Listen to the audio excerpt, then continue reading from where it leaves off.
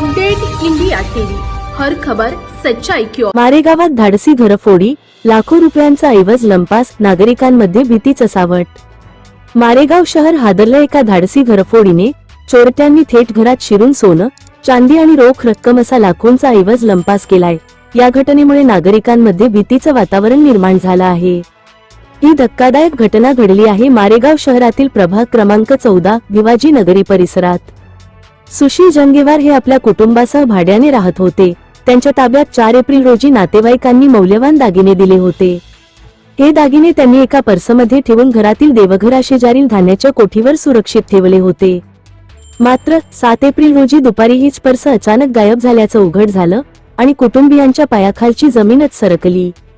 या चोरीत तब्बल 15.5 तोळे सोनं, 9 तोळे चांदी आणि सुमारे 11,000 रुपयांची रोख रक्कम असा एकूण 3,31,990 रुपयांचा मुद्देमाल लंपास करण्यात आला आहे। घरात कोणीही नसताना चोरट्यांनी साधली संधी की घरातीलच कोणाचा हात, असा प्रश्न आता उपस्थित होतो आहे। घटनेची माहिती मिळताच मारेगाव पोलिसांनी अज्ञात आरोपीविरुद्ध गुन्हा दाखल केला असून तपासाला वेग दिला आहे। संशयितांवर नजर ठेवली जात असून लवकरच चोरट्यांचा पर्दाफाश होईल, असा पोलिसांचा दावा आहे। उपसंपादक रवींद्र राऊतसर सह नथू ठमके।